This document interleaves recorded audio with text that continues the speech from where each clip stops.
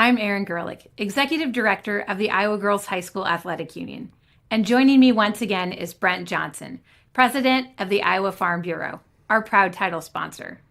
Brent, your support for youth and education goes beyond the Iowa Girls High School Athletic Union. What other support does Farm Bureau provide Iowa's youth?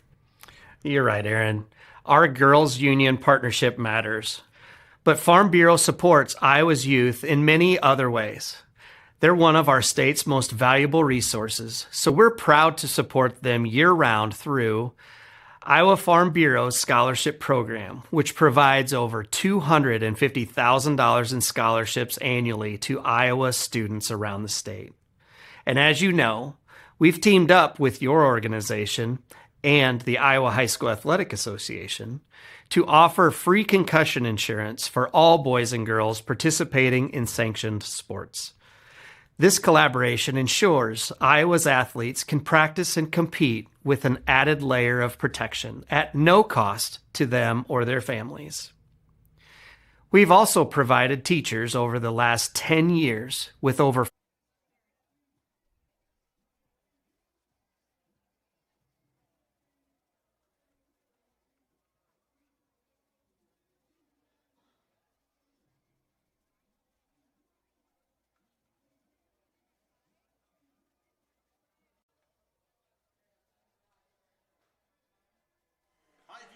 the place to be here at Harlan and Hazel Rogers Sports Complex if you're looking for Class 2A. Good afternoon, everybody, and welcome into the press box here at Hy-Vee Field. Erin Eggestal with you, getting set for the winner's side of the bracket now, as it was the 8-seed Cardinal getting the big upset yesterday.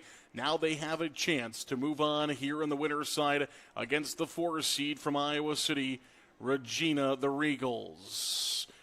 We'll be joined now by the second member of our team, Andy Pollock, as we set to look at this one here between Cardinal and Regina. These two teams on the winner's side of the brackets.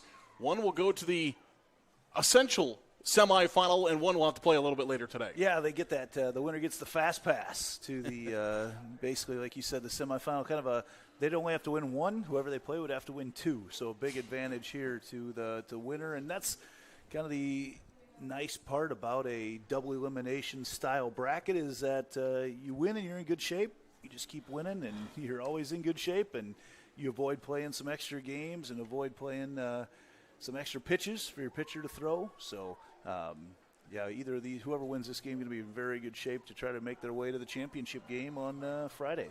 The 8-seed Cardinal comes in at 17-10 overall. Regina is 22-10 coming into this afternoon's contest. And two teams that have had a ton of success here at the state tournament. Regina has won 5 state championships in 12 appearances that they've been here. On the other side for Cardinal, they have been here 5 times. They've won 2 state championships, though they came many years ago, but have had a lot of success when they get here to Fort Dodge. Well, two schools, not just success in Fort Dodge as in girls athletics. They've had success in a lot of different sports. So as they just have good culture, good programs in their girls sports programs, and yeah, looking to do some more damage here on the Hy-Vee field. Yeah, no doubt about that. Cardinal coming in that big win yesterday over Grandview Christian, and then now taking on Regina team that came as the 4 seed out of their side of the bracket. And I know we're going to talk about her all day long, but let's talk about the circle for Regina. Man, oh man, how good is she? Well, Lily Neibauer, yeah, she's really good. That's the best way to describe it. Just gave up 1 hit in their opening round win and made life very difficult for Hinton. 9 strikeouts in that one as well. And you know, Neibauer is going to come at you with a ton of different pitches and just keep you guessing the entire time. The fastball's good. It's not the fastest we've seen, but she has so many other complementary pitches. And, you know, she's the youngest of several sisters who have played here as well. So I'm sure everybody's here watching today, and we're going to talk a lot about her. And, oh, yeah, she hits leadoff as well. So Lily Neibauer, a big player to watch today for the Regals. And when we compare these two teams, let's take a look at these two teams and how they sit up next to each other coming into this afternoon's contest. We mentioned the records there, 17-10 for Cardinal, 22-10 for Regina. But when we put these two teams side by side, You see some slight differences for Regina. The Regals scoring about 7 runs per game, whereas about 4 for Cardinal when we look at that side of things. As we take a look at these two teams, a few more home runs this year. Batting has just been really, really good to pair with Nybauer for Iowa City Regina. Yeah, so they put up a lot of runs in support of her. And Cardinal plays really good defense. I mean, that's how they've got it done all year long. But I just, as you look at it today, Cardinal coming off the upset yesterday, can they capture the momentum? Because momentum's a huge thing. And, they get that upset over the 1 seed yesterday, Grandview Christian coming in. See if they can capitalize on that today and make a run into that semifinal. What's the mindset going into a game like this for Cardinal? Do you just feel like you're one of those teams that you kind of play with house money, or do you feel like you belong? With high school kids, you always feel like you belong. You never feel like you're out of place, and you have, as a coach, you have all the confidence in your kids that they can win, and as a player, you have all the confidence that you can be the one that wins as well. Especially this time of year, everybody's here to win a title game, and then you kind of reload it and take it back to be like, hey, 1 pitch at a time, 1 batter at a time, 1 out at a time. You just can't look too far ahead right now, especially with the loser staring down the gauntlet of another 3 or 4 games to have to win to get to that championship. So yeah, just take it 1 pitch at a time, and eventually the cream rises to the top, and we're going to see who's going to be there. Let's take a look at these regional tournaments for these two teams. And first, the 4 seed for Iowa City Regina, the Regals. They got past Wapello in the first round of the regional tournament 9-0. They beat Van Buren County 4-1 in the second round of regional play, and then beat Louisa Muscatine 2-0 in the regional final to get here to the state tournament. On the flip side for Cardinal, they defeated Lamoni 10-8, a close one there in the opening round. Got past Pleasantville 2-0 in the second round of regional play, and then defeated Interstate 35 5-3, a very good Interstate 35 team to get here to Fort Dodge. And both of these two teams, you look up and down their schedules, and they have played really good competition. Look at the side of Cardinal. You play Albia 3 times this year. That's a very good state tournament team that we're always talking about being down here. Clark is a team that's had some success and been here to Fort Dodge as well. Eddiesville, Blanksburg, Fremont, a team that's had some really good softball in years past as well. And then, of course, Iowa City Regina with all of those teams that are so good in that area, from Clear Creek, Amana, West Liberty, who's here, Mount Vernon, who's been one of the top teams in Class 3A. Durant is here as well. Iowa City, City High, which, of course, is a bigger school. So both these two teams are battle-tested. Absolutely, and as you want to be, and that's what I love about the sport of softball. You see it time and time again. The better teams are not afraid of good competition. They will play the best you can play all season long, and you want to see those good pitchers. These teams are not in it just to win a bunch of regular season games.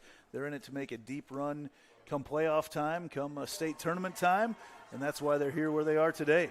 Well, let's take a look at Lily Nybauer in the circle now for Iowa City Regina. She warms up to throw the first pitches of this game, and we talked about how dominant she has been this year, but the stats really help prove that point. Yeah, under 2 runs allowed per game, earned runs given up. She struck out 161 batters to walk only 60, and she is 19-7 on the season in 28 appearances, and Lily is who they are going to use. Like, Lily is the pitcher for the Regals. Due up for the Cardinal here for Cardinal here in the top half of the first inning. They're going to start things off with Alexis Bissell. They'll go LaRue, and then McLean Hickenbottom. Hickenbottom will be a name that you're going to hear quite often here with this Cardinal team. There's a lot of them here. I joked beforehand, if you don't know who's up, say the name Hickenbottom, you got a pretty good chance that you're right. And so Alexis Bissell will step in. She's going to play center field today. There's the lineup and the order for the Cardinal. As Cardinal, coached by Hannah Simpson, standing over there at third base. And the first pitch will miss outside for a ball from Nybauer. Simpson's been here as a player for Fairfield. So you look at Nybauer right there in the circle. She wants to get moving, waiting for the signal. Waiting on those comms. That's one ground ball, and that's going to be through the hole. And Bissell is going to lead things off with a base hit for Cardinal as the Comets have their first runner on.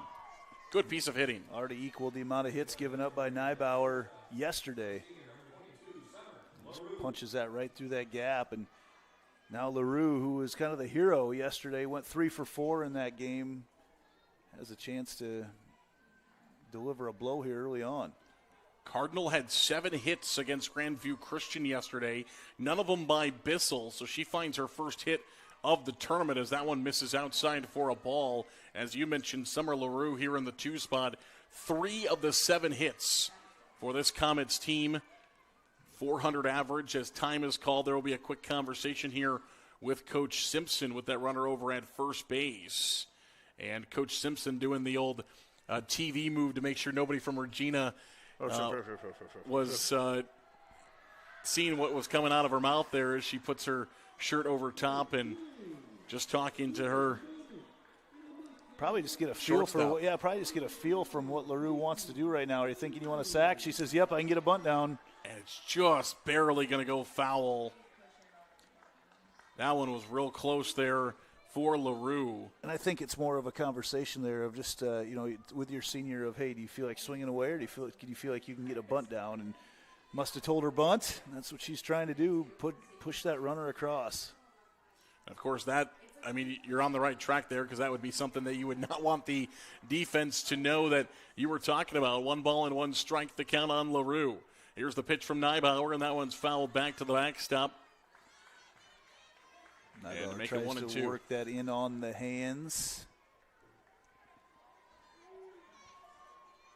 One thing, we watch through a screen up here, and it makes it a lot harder. I love to watch a spin on a softball, but when you're watching through a mesh screen, it makes it a lot harder to do.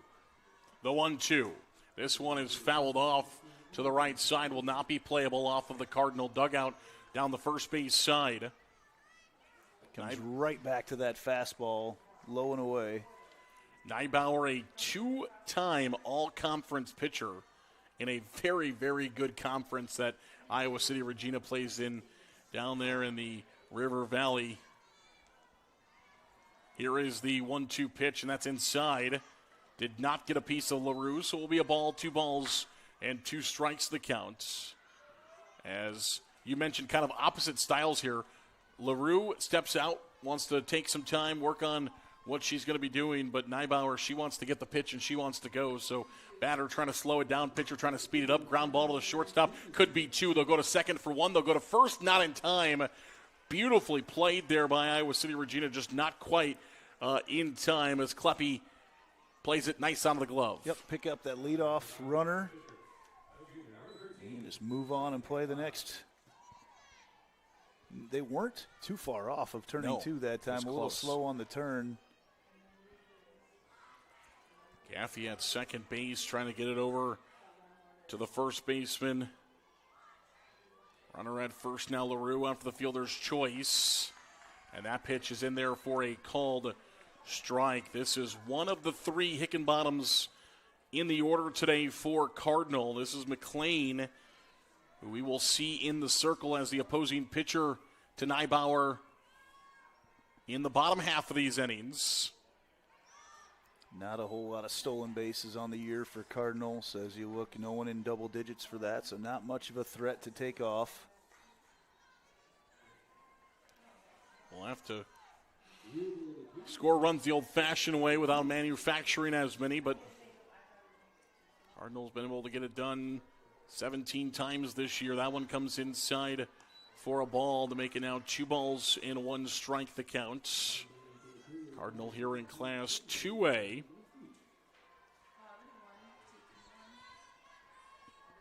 Out of the South Central Conference. Ground ball to the right side. They're going to go to first to just get 1 out there. And first would have been impossible to get 2 and really hard to get that lead runner over at second. So LaRue will move up to second base. Runner in scoring position, but now there's 2 outs. And Regina, I think, will absolutely trade the runner getting to second base for an out there. Oh, no doubt. And it is a nice play by Gaffrey. You don't realize that angle from second base when you make that play back there. That can be a tough throw. You're throwing against your body. She made it look pretty easy there. We've seen a few of those, though, in this tournament that have got chucked into the dugout or over towards the dugout. Sophia Brown steps in now, the third baseman for Cardinal.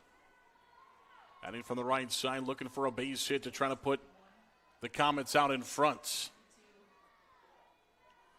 No balls and 1 strike the counts. Neibauer the set and the pitch. And that one will miss outside for ball 1. 1 ball and 1 strike the count. 2 outs here in the top half of the first inning. Just underway in this Class 2A winners bracket game. The loser of this game not eliminated from the tournaments. They will have to play at 7 o'clock tonight against Grandview Christian, who just knocked off Hinton a moment ago, the 1-1. Swing and a miss there. Big cut out of Brown, but goes right through the pitch of Neibauer. Yeah, the way that Cardinal hit the ball in that first game is a little unique this year. They don't have the sparkling batting averages up and down their lineup that a lot of teams in this tournament do, but, man, they have risen at the right time of year. That pitch in the dirt for a ball. It'll be 2 balls and 1 strike now that counts. Brown here in the 4 spot, batting for Cardinal.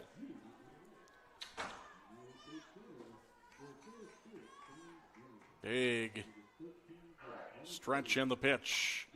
That's one of the shortstop. It's off the glove. Runner will hold up by Coach Simpson at third. And Cardinal keeps the inning alive. As Kleppe was getting over there, but just couldn't get it in the glove. Those ones are tough. Going across the infield. Unable to make the play.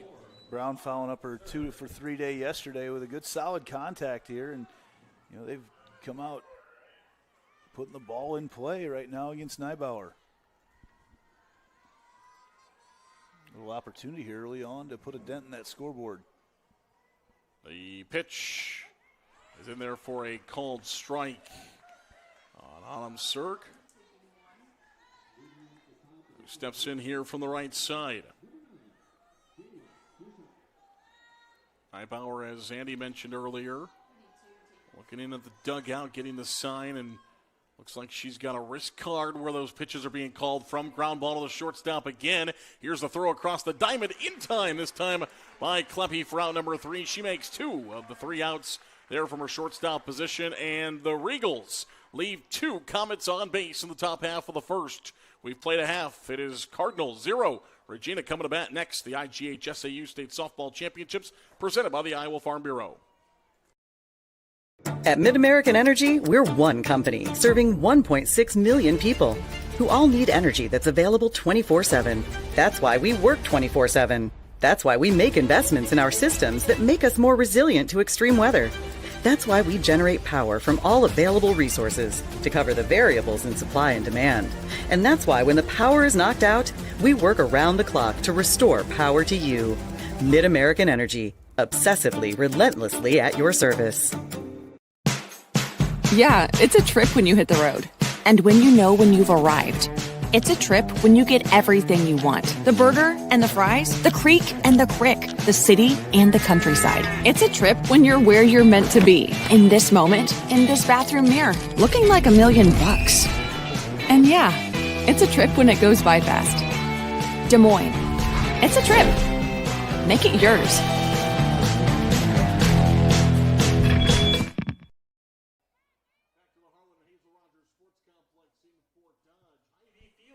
Hosting the Class 2A teams this year. And there you see the look at McLean Hickenbottom in the circle today for Cardinal. Andy, what have we seen from her this season? Well, Hickenbottom, again, kind of their ace on the year, 20 appearances. They will use Malin Hickenbottom a little bit as well, but earned run average just under 3, 11-7 on the year. She has come in relief as well to get a couple saves. So 180 strikeouts. So she is a big into getting that strikeout right now, one of the leading striker-outers in Class 2A. There's the lineup for the Regals that'll be facing off against Hickenbottom.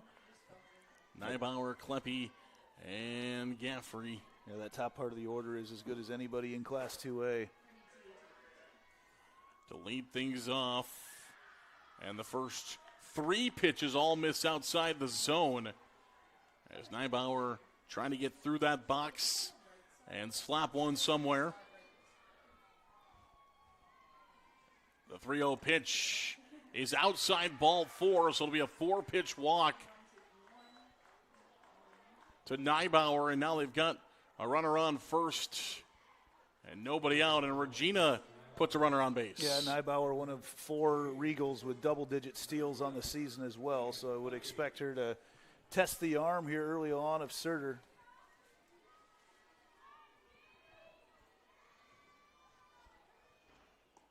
And the first pitch that's called for a strike in the bottom half of an inning in there.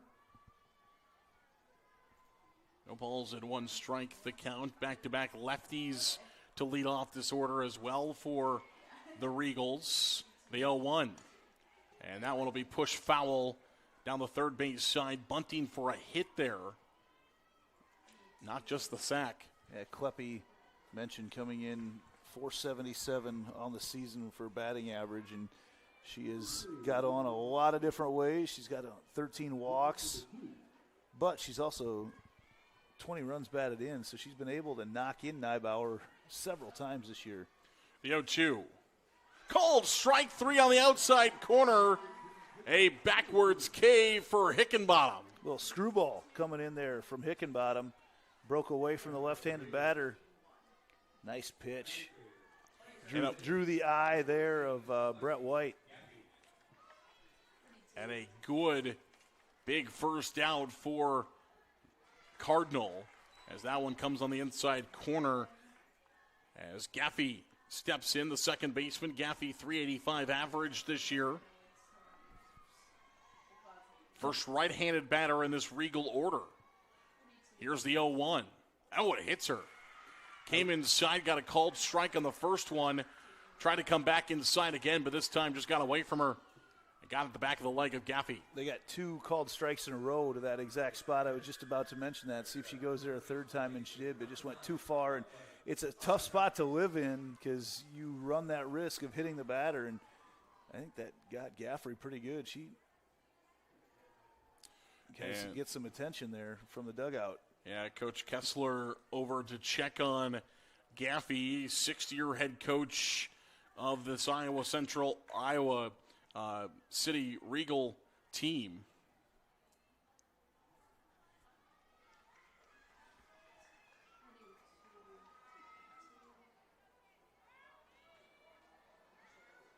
Looks like all is well. And runners will be at first and second. Armentrout the batter. And that one comes inside again, missing for a ball, 1-0. 1 ball and no strikes. Runners are at first and second here for the Regals. The 1-0. Missing for ball 2. Now 2 balls and no strikes to count. Mentioned 12th appearance here for the Regals at the state tournament. Have won 5 state championships. The 2-0. This one right back up the middle, kind of a slow roller. Will be a tough play at second. Did they get there in time? They did. Good play. And shortstop by LaRue as she was able just to pitch it over to Sparks. The flex player playing second, touches on the base. And that's a tough call to make as an umpire because a lot of times on a force out, you've got the bang, bang, you hear it. But on a slide play, you got to see everything happen as they come through. So I think it was the right call made. It always looks very close when you're sliding in on a force out. So now 2 away and a path out here for Cardinal with runners at first and third. That one's going to bounce away. Runner will take off to second. Will not move the runner, advance the runner from third. Armentrout gets to second base. One of the 8th graders on this team. 5 total 8th graders on the roster for this Regals team. That pitch is in there for a called strike 0-2. Irwin had a 3-for-3 day yesterday. She wants to take advantage right now of these batters and runners in scoring position. The left fielder for the Regals.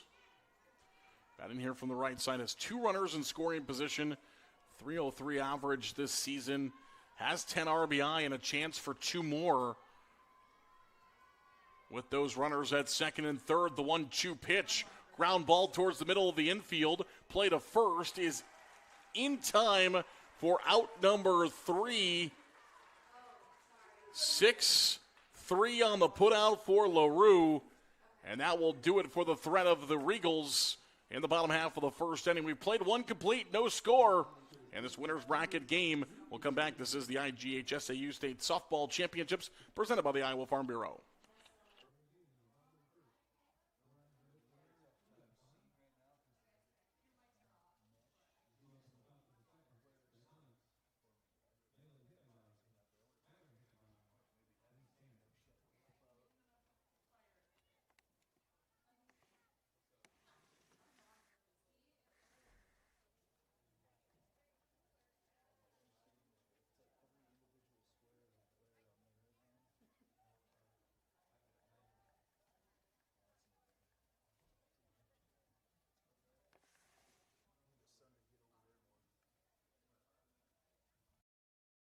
Hey, Frank. Oh, it looks like you spilled some grease. Grills are multiplying and you need flavor that's bold. There's nothing left for you to do but to go to Fairway, your dream for Midwest meat. It's the one you need. Oh, yes, indeed.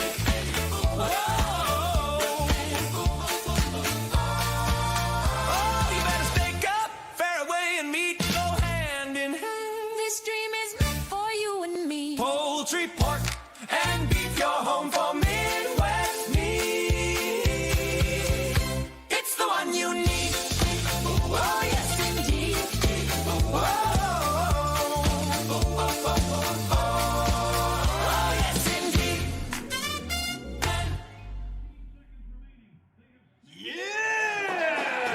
Fairway, it's the one you need. Welcome back here to Fort Dodge as we get set for the top half of inning number 2. We are scoreless between Regina and Cardinal, the 8 seed and the 4 seed, and the first pitch in there for a strike. It was big for Cardinal to get out of that last inning with a couple runners in scoring position. I just think as you're the 8 seed, you're the decided underdog. They were yesterday. There's no new position for them, but you dodge a little bullet to get started and get right back to the bats. Malin Hickenbottom, the batter. As that pitch is in there for a strike. Now no balls and 2 strikes to count. The freshman of the 3. Doesn't strike out much at all. No. Just 6 total strikeouts this season. Ground ball to the right side. And that'll be a foul ball, and you can see her defending the plate there, as she likes to do. 285 average this season. Doesn't take a lot of walks either. She's aggressive at the plate. You don't get to the state tournament walking. The 0-2. And that one is swung on and missed for strike 3. The strikeout by Neibauer. And Hickenbottom retired. Neibauer throws a little slider, pushes that thing away. Love that movement on it, especially when you get ahead in the count. Neibauer's got a lot of pitches she can go to in her arsenal that can punch you out. Took advantage of that there. And you don't just naturally be able to throw those pitches that she throws. It takes a lot of work. A lot of times dad's sitting on the bucket catching for daughters. Maverick Hickenbottom steps in now here in the 7th spot. The designated player, batting from the right side, wearing 33 on her jersey this year, the 1-0. And that one is a called strike. Also possibly could have been a swing there, as she was not quite, but called strike as she did pull it back, and the umpire behind home plates. Result is the same. Yep, result is the same. Now, Neibauer's got some young 1-1. kids watching her pitch today. She's a babysitter a lot. So a lot of young kids watching her today, cheering for her. 2 balls and 1 strike the counts. on Maverick Hickenbottom. I'm a big fan of advanced statistics, and I was told there was a lot of different factors that went into it, but basically it was there's no way that Regina doesn't win the title this year based on some advanced how they've performed on even-numbered years when Jupiter is in the right stage, and there's all this that went into it, and it was basically like Regina's going to be your state champions this year is what it boiled down to. So I can't remember all the details that went into it, but there's a lot of work that went into it. Cardinal trying to have a save for that. That pitch will miss for a ball. Now 3 balls and 2 strikes. As well, the other 7 teams that are still playing here in Class 2A. Just one team has been eliminated from this 2A bracket thus far. Hinton in our last game. 3 balls and 2 strikes to count, 1 out. Here's the pitch. And that will be ball 4. And so a very, very good at-bat for the young 8th grader, Maverick Hickenbottom. Fell behind in the count, was able to take a couple of close pitches there to draw a walk. And you're going to take base runners however you can get them right now, and that's especially if you can get them at the bottom of the order. You're in great shape. Upsinger steps in now. From the right side, the first baseman. And this one is fouled back to the backstop. No balls and 1 strike, the count, as you mentioned.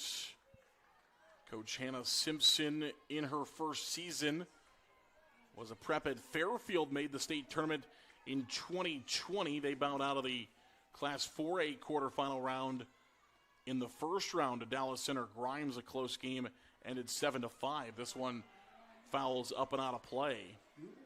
Now back here with her first team, first of what you can only imagine could be multiple for this Cardinal team here in the future. Simpson, just a sophomore on that team, had 2 hits, a double and a single in that game. Well, last time that Cardinal won a state title, it was under Coach Steph Christner. And the throw out at second base, in time, strike him out, throw him out for Cardinal. And we will head to the bottom half of inning number 2 just like that. What a throw. After an inning and a half, Cardinal, Regina 0-0. We'll come back. More softball is next.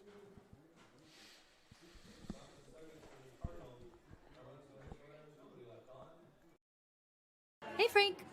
Oh, it looks like you spilled some grease. Grills are multiplying and you need flavor that's bold. There's nothing left for you to do But to go to Fairway, your dream for Midwest meat. It's the one you need. Oh, yes, indeed.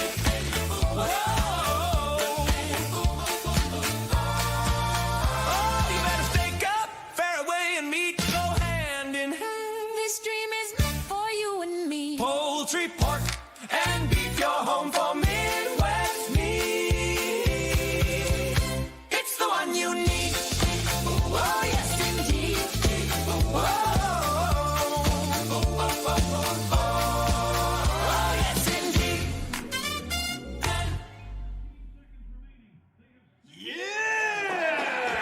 Fairway, it's the one you need.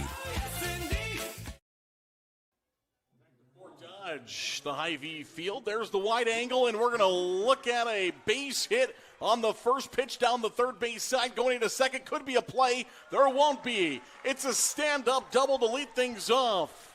A Channel Seed extra base hit as Davison wastes no time. The center fielder just ropes one down the third base side. Got it out in front of it, kept it just fair, and Regina has had some base runners so far. See if they can capitalize on it here early on in the second inning. Klein, the designated player, will step in. The DP batting from the right side. And the pitch. In there for a strike now with a runner at second base. And nobody out. If you're Regina now, you're just trying to strategize, how do we bring that run in? Well, and I like how Hickenbottom keeps those pitches are right at the knees right now. You're not usually going to be able to get around on those pitches so much. That one she left a little bit up in the zone. As that one is fouled out of play. Klein, just a freshman. Adding 229 this season. And the 0-2. This one in the air to the right side. That could find a gap. It does. Davison will go to third. Had to hold up to make sure that wasn't caught. And she does get to third base. So the freshman Klein with a single to the right side, and now runners at the corners for the Regals.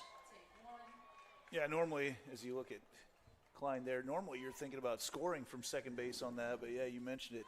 Davison just had to hold up just a little bit to make sure that ball was going to hit the ground. And now, again, we've seen it in several games here. You don't expect the bottom half of your order to do a lot of damage, but they've got the second inning off to a huge start right now for the Regals. And that will be a pinch runner, Haynes, coming in. Not the DP flex players swapping as you would normally see in that situation. Instead, they're going to go pinch runner. Now you get around to Chloe Rogers. You know, you had a number 8 batter batting in the 300s in a great situation. You're probably going to have two runners in scoring position by the time she gets a swing, and there it is. And they're going to cut it off at shortstop to see if they could get the runner stealing away at home. Everybody's got their first and third plays. One of them goes to shortstop. One of them goes to the pitcher. One of them maybe a back pick at third base. One of them actually goes to second base. And, of course, trying to figure out which one is the best one. Coming from the dugout, that's in there for a called strike. To make it now 1-1 strike the count. On Rogers, Chloe Rogers, the catcher. 2 runners in scoring position for the Regals, and that one's inside for a ball. Nobody out. And the back half, as you mentioned earlier, the back half of this Regina order doing the, well, no damage yet, but putting runners on base, trying to create some havoc. Here's the 2-1. And this one in the air, right back to Hickenbottom, and she'll glove it.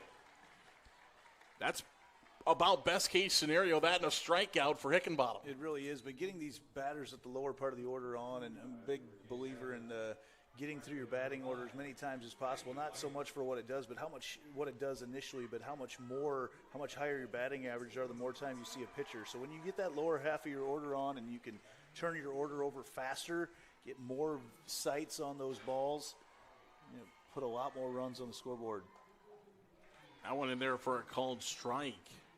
This is Maggie White. She plays in right field for this Regina team.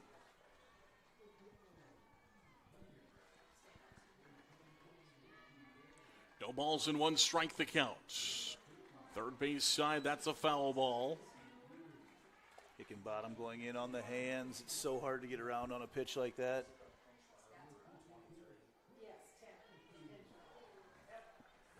No balls and 2 strikes, 1 out. Runners are at second and third for the Regals, trying to be the first team on the scoreboard here in this winner's bracket game in 2A. And that one just misses outside for a ball. 1 ball and 2 strikes. Not a bad spot there on an 0-2 pitch. And I love the spot that she puts that at. Just missed. But even maybe get some swing and misses out there. Had pitches to work with. 1-2. There's the swing and miss. For strike 3, a strikeout for Hickenbottom.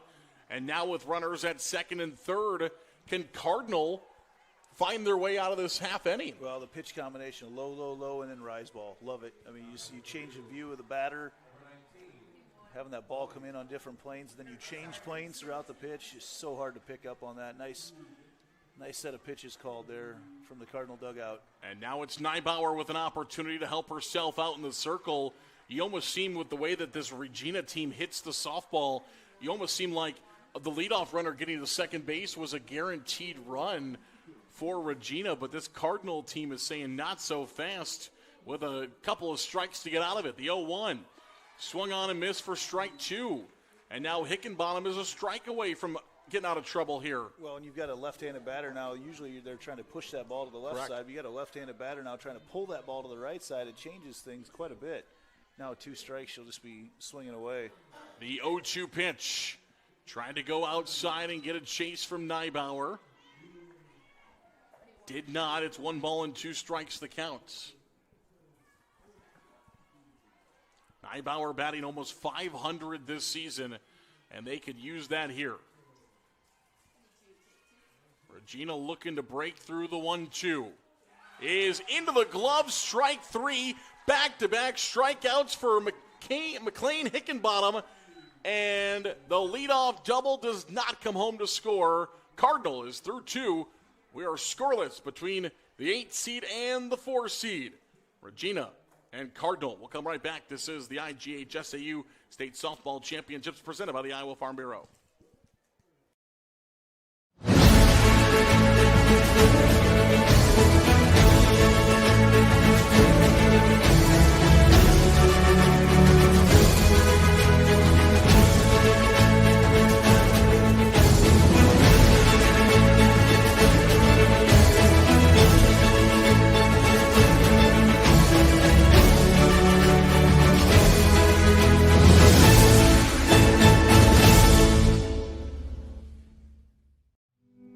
Freedom Tire is proud to support the Iowa Girl through their sponsorship of the Iowa Girls High School Athletic Union.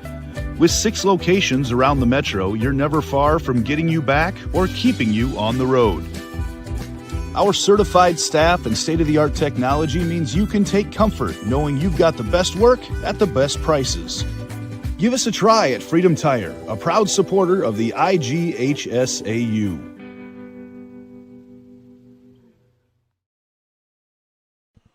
Back to the Hy-Vee field here at the Harlan and Hazel Rogers Sports Complex in Fort Dodge. The Cardinal Comet taking on the Iowa City Regina Regals in our winners bracket match, our first non-elimination game of the day. Loser of this game has to play at 7 o'clock tonight. And this one is fouled up and out of play in an elimination game with Grandview Christian. No balls and 1 strike the counts.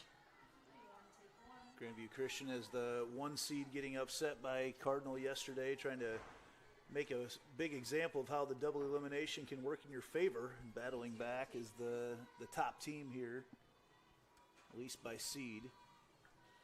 Albert swing and a miss on that one from Neibauer. No balls and 2 strikes. And it seems like through the first couple of innings, runs could be a critical point in this game. The 0-2.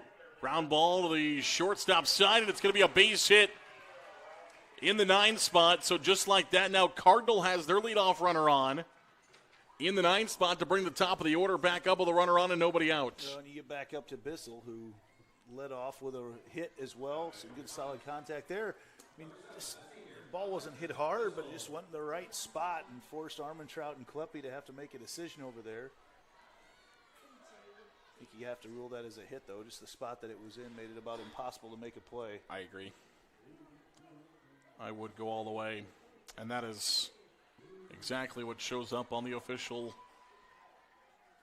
scorer. That one's in there for a called strike now here on Bissell. Well, now the question becomes, do you sacrifice or even look at sacrificing your top batter or your leadoff batter, especially with LaRue coming up after this? Maybe let Bissell swing away and try to get on. The 0-1, she will bunt this time, bunted foul. Trying to surprise bunt, trying to bunt to get on, not to bunt to sacrifice right now.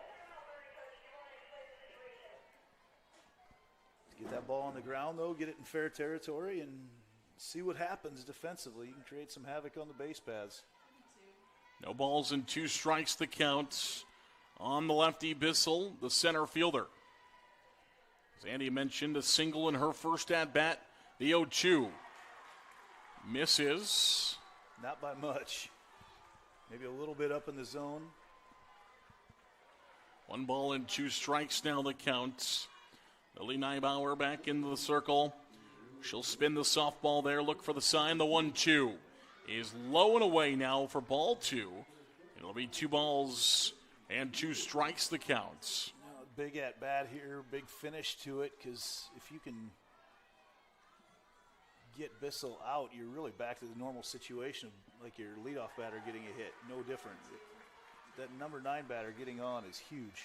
2-2. This one is lined. It's caught. It's going to be a double play for the Regals. Kleppe heads up, comes across the middle, makes the play. Back across for out number 2. And just like that, it seemed like Cardinal was maybe building for something, and Regina makes a fantastic play. And you're feeling good about your contact. You're feeling good until you see it going right at the glove of Kleppe, and she makes the play. Is a good look at Kleppe there, but man, that was a huge opportunity for Cardinal right there with a leadoff runner and the number 9 batter. Ground ball, third base side, and also heads up by the flex player Noller over there at first base too, paying attention, making sure she gets back to the bag to be able to catch that ball from the shortstop. No balls and a strike now. The count on Hickenbottom.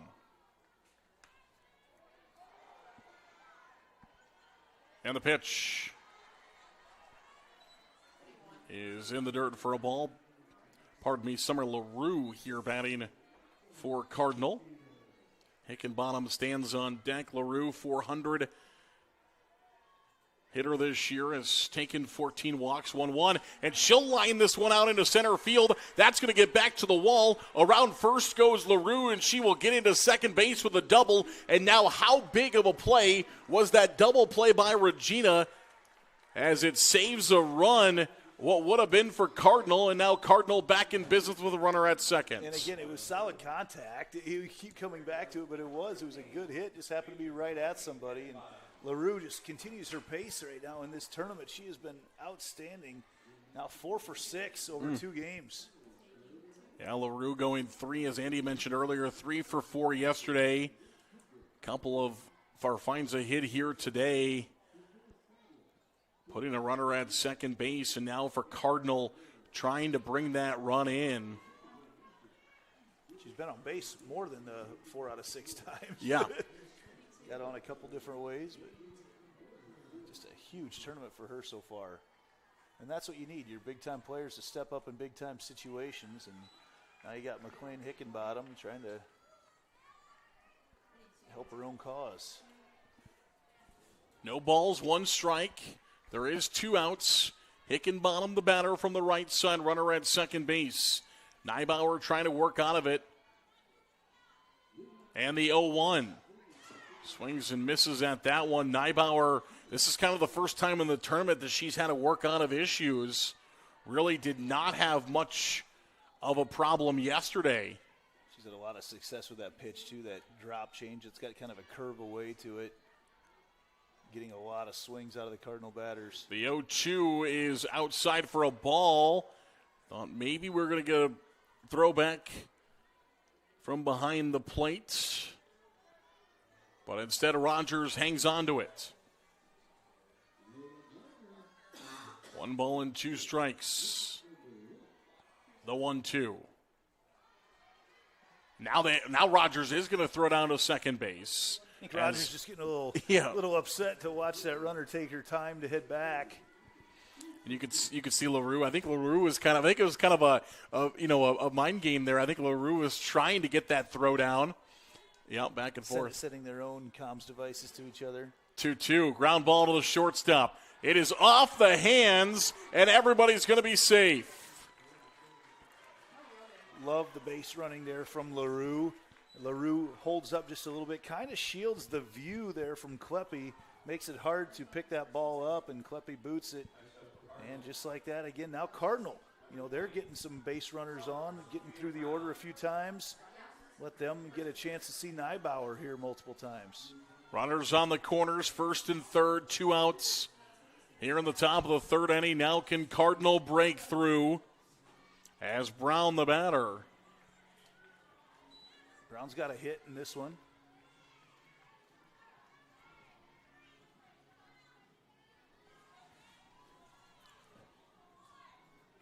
Base hit here. Defensive mistake as well. Could be a run for Cardinal. They jumped out in front yesterday 1-0 in the first. Haven't scored in the first or the second here, but now trying to jump out in front in the third. 1 ball and 1 strike the counts. As Brown steps back in. And Neibauer, I think, asking for that pitch again as she was looking towards the dugout and kind of worked her hand around. So I think she was trying to get the signs all over again. She's got it now, the 1-1. This one is roped out into left field. That's a base hit and more. 1 run will score. Will they try to score another? They will. Here comes the throw from the shortstop. There's no play and safe at home. It's a 2 RBI double for Brown, and Cardinal is out in front 2-0. That ball was hit on a train track like the old Keokuk and Des Moines Railroad there through Eldon, as it just roped right out to the outfield. And as soon as it slipped by Irwin, you saw everybody motoring down the tracks. 2 runs are in for Cardinal. As Surt is in over to bat. We'll have a courtesy runner for the, that will be a pinch runner. Or at second, I believe. And that'll be the other LaRue. As Cairo LaRue will come in to run now as an IMT substitution. Be worry free with IMT at IMTINS.com over at second base.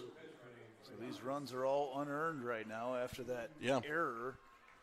Saw a couple unearned runs yesterday. As an IMT substitution, be worry free with IMT at IMTINS.com over at second base. So these runs are all unearned right now after that error. Saw a couple unearned runs yesterday, scored on Regina as well.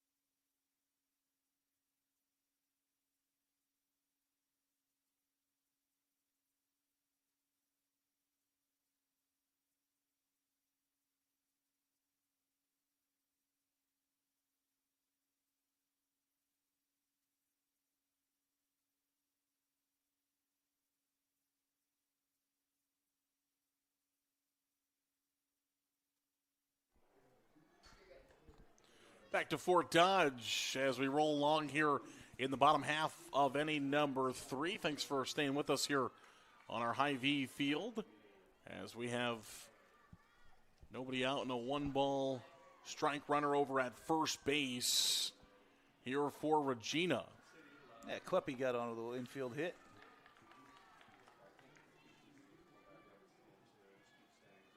Getting used to the bandwidth needed to keep 5 games on the air right now. The new format, 5 fields, 5 streams. A lot going on, especially as a lot of people roll into the north side of Fort Dodge. Gaffey, the batter, will take that one inside for ball 3. Now 3 balls and no strikes. Regina trying to play catch up here after Cardinals scored 2 runs in the top half of the 3rd inning. The winner's game here in Class 2A.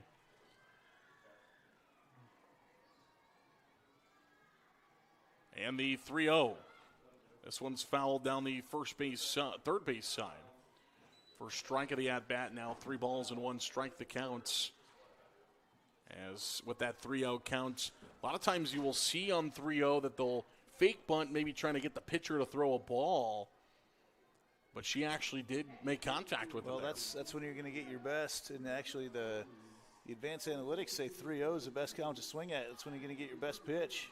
And a catch on the third base side.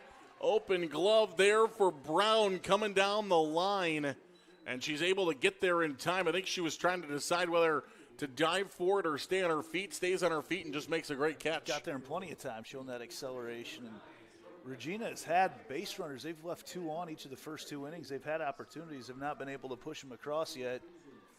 Obviously, Cardinal able to get a couple. They've had a lot of base runners as well. 1 ball and no strikes to count. Runner over at first for the Regals. It's been a very offensive baseball game for a game with not many runs on the board yet. Softball, I should say, softball. 1-0. And that one will miss for ball 2. 2 balls and no strikes. So now, 5 of the last 7, 8 pitches, all balls out of the arms of Hickenbottom. The 2-0. This one in the air towards center, and it is not caught, but a chance to make a play at second. They do. So that one's tough. Not able to make the play, but still able to get the out at second base. A great throw in there from center field by Bissell. Bissell stuck with it, and that's just really hard on your base runner because your base runner's sitting there trying to figure out, do I go or do I stay? It's almost like an infield fly. And for LaRue to keep her foot on the base, she kind of, with the throw, was getting pulled away from the base. She had to, stretch almost like a first baseman and keep her foot on the base. Umpire and crew, of course, right on top of it. There to make the call. Incredible crew we've got here in this Class 2A game. Yeah, with Brett White, Buck McWhorter, and Ed Oliver. It's Brett White behind the plate. Regina's had the leadoff runner on in every inning so far. Yet to push one across. Harper Irwin, the batter, 303 average this year. That one is low and inside for a ball. 2 balls and no strikes to count. And again, Regina trying to bring runners across, and they're just getting stuck, whether at second, third, or in this half inning at first base. And the pitch. That one's a strike on the inside corner. Found it there for Hickenbottom. Yeah, Hickenbottom's been working that spot a lot today, whether it's there against the lefty or there against the righty. She loves that left side, left part of the plate as we look at it. 2 balls and 1 strike the count. Again on the inside corner, nearly getting a piece of Irwin, but she's able to back out of it. Well, she's gone fastball there. Now she goes with a screwball, dropping away from the center part of the plate. Davison's on deck, and she smoked one her last time up. Would love to get up to bat here with a couple of runners on, and she will, as it's a walk to Irwin, and that brings Davison up, who roped one down the third base line her last time to the plate. Runners are at first and second, and a conversation will be had here as Coach Simpson will make her walk from the dugout out into the circle. Well, they're going to talk about exactly what you were talking about before, and that's how to make sure that Davison doesn't knock in a couple runs right now. And see the offensive huddle over there of Regina, but they're going to discuss how they're going to handle Davison. And I can't tell from out here what sort of communication they're going to have. And I can't read the lips. I'm trying to read the lips to find out what's going on. We can't even John Boy that one. No, we cannot. A lot of encouragement there. We got the last couple of words. Let's go. As she was walking back to the dugout. Runners were at first and second for the Regals. They're threatening again. As Davison steps in. Hickenbottom trying to get out of trouble again here in the third. The pitch in the air towards center. And over the head. Davison does it again. 1 run will score. Here comes the second run. Will come across the plate as well. And we're tied at 2. Davison, a second at bat. Pokes one deep into center field. Over the head of Bissell. And with 2 runs, everybody was rolling. So that's why you're able to get the score from first with Irwin. Armentrout comes around as well. Yeah, they were motoring right from the start. And Bissell, just tough to get a good read on that because the ball was still tailing upwards, I think, as it went over her. Well, yeah, that was just a tough ball to read because even from here, it looked like Bissell was underneath. It looked like it was going to be a ball just behind that logo in center field, and Bissell was underneath it. And then all of a sudden, last second, it was deeper than that and basically off the base of the wall. And that wind was blowing in her face, so it gives that ball a little extra behind it. As the designated player, Klein steps in now. Klein had a base hit her last time up. The 0-1. And that one's in there for a called strike now, 0-2. Now for Hickenbottom, just trying to limit the damage to those 2 runs. Klein with a base hit in her last at-bat.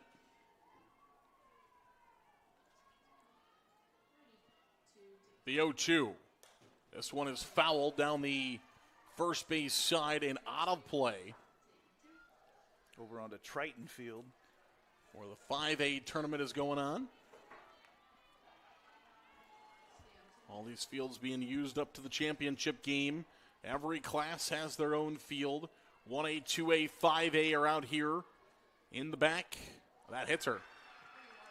Dead ball. Still working that inside part of the plate. Hit a couple there so far, but she'll live with it. She's had success on that part of the plate so far. But now you get down to the part of the order. We've seen a couple. Klein's been on both times here from her 7 spot. Again, getting that turnover, getting more opportunities to see Hickenbottom in the circle. Rogers will walk up to the plate now.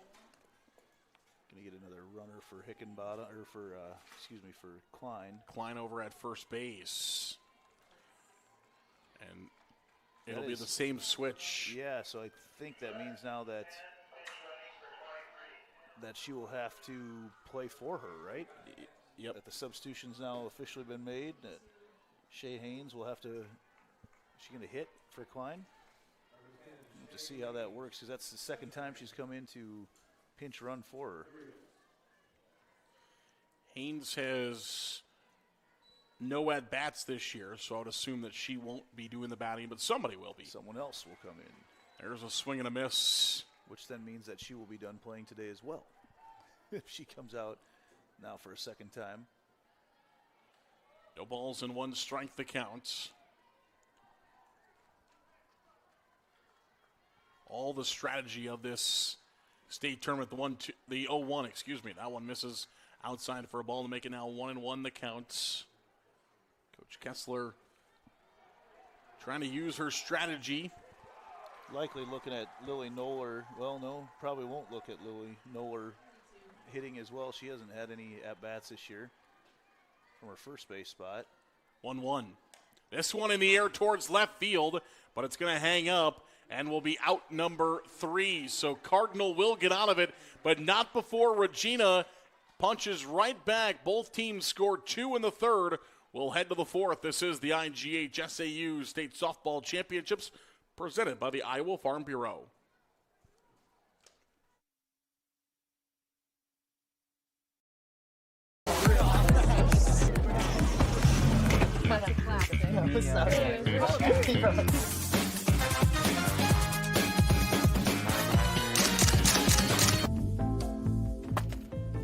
Excuse me, man. You dropped this. Oh.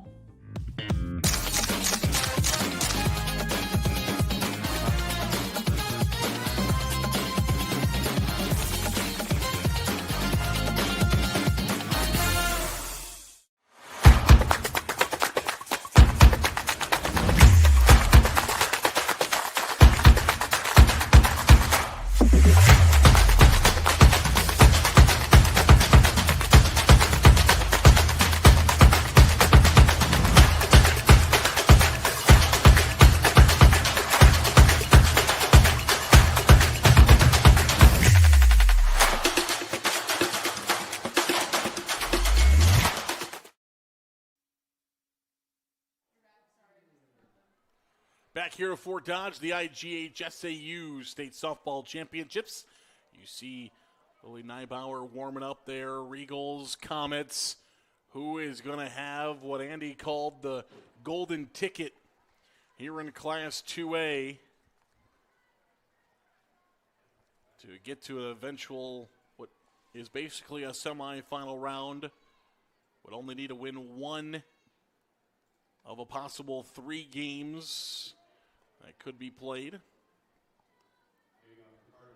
Talked about it yesterday, but just the answer to everything in the double elimination is just win. Win. Just win. It's that simple. And that's why this don't overthink it. Yeah, and that's why the format is good. I mean, it's, similar to the old, but it allows a team to battle their way back, because in the old format it was the same thing. Win, you had to win, otherwise you were eliminated. This at least gives a second chance opportunity to a team like Grandview Christian, the 1 seed that went down here in Class 2A, a chance to battle back. But again, as you mentioned, that secret sauce is winning games. Here in the top half of the 4th inning, it's 2-2. Well, and you're no doubt going to have some rematches throughout the course of the tournament as well. Could have one as early as tonight here in Class 2A. If Cardinal falls in this game, they'll get a opening round rematch with Grandview Christian in that elimination game.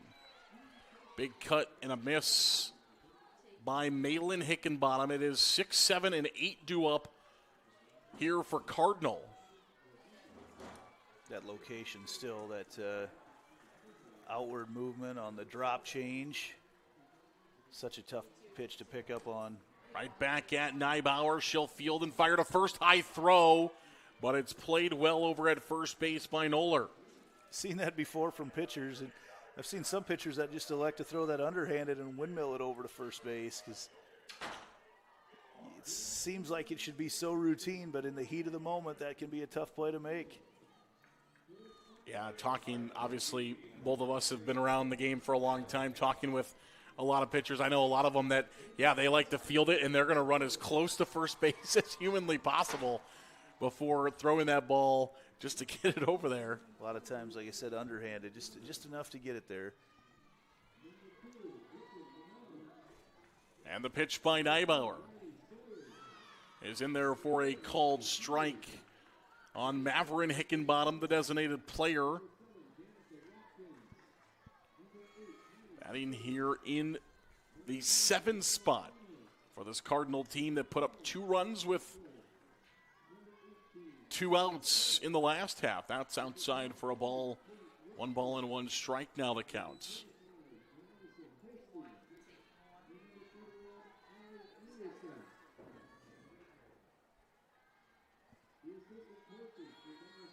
Neibauer looking at the dugout now. Time is going to be called by Maverick Hickenbottom. She'll step back in, though, and face a pitch that'll miss low for a ball. Neibauer was waiting, ready to go. The second she got back in and the go-ahead was given, she was ready to throw. As Maverick had stepped out there for a moment, she was waiting for Neibauer. The first time took a little extra time finding the pitch that she wanted. Here's the 2-1, swung on and missed at that one. And now 2-2 the counts. As Hickenbottom again looking down at her head coach, Hannah Simpson, down the third base side. They've had a tough time catching up to this drop ball. We'll see what she goes to now in her pitch choice. 2-2. This one is lined out into right field, and it is off the glove. A fair ball heading for second is Hickenbottom, and she will be safe at second base. Off the glove of the right fielder, White. Probably a single with an error. We'll see what it's officially scored. Well, the pitches were low and away, low and away, low and away with a lot of change-up motion on them, drop change motion, and then works into a fastball up and away, and a great job of hitting by Hickenbottom to move that thing into the opposite field. Finds herself on second base. The set and the pitch. Ground ball to the right side. They're going to throw to first to get the out. Runner will move to third. And so a chance now to score with the runner at third for Cardinal. Just a pretty simple play made by Gaffey.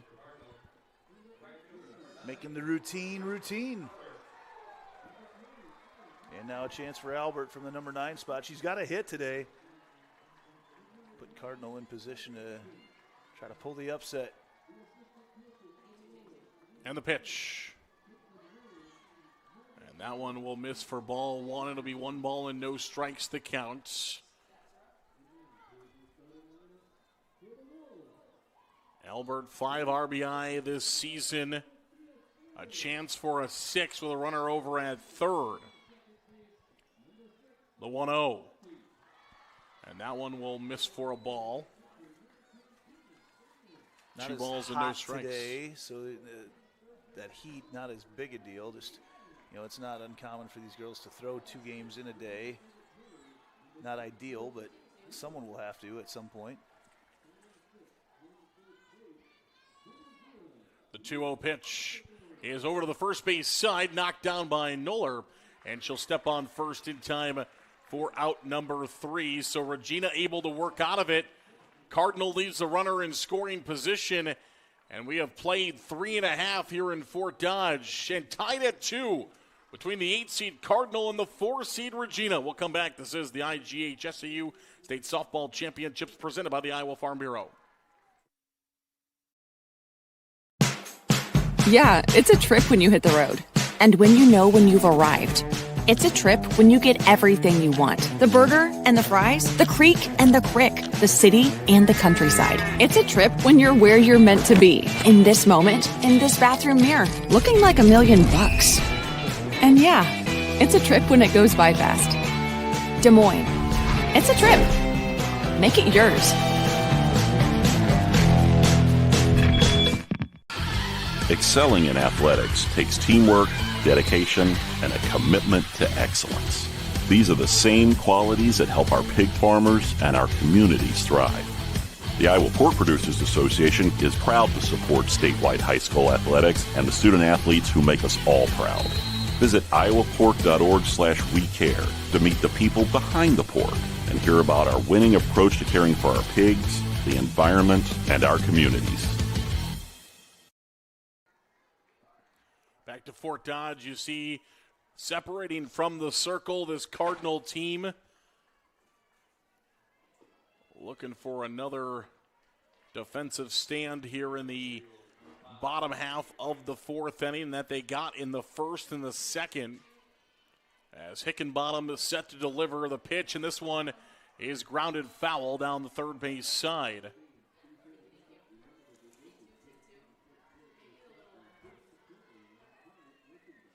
White with a pretty solid strike there to get this at-bat going.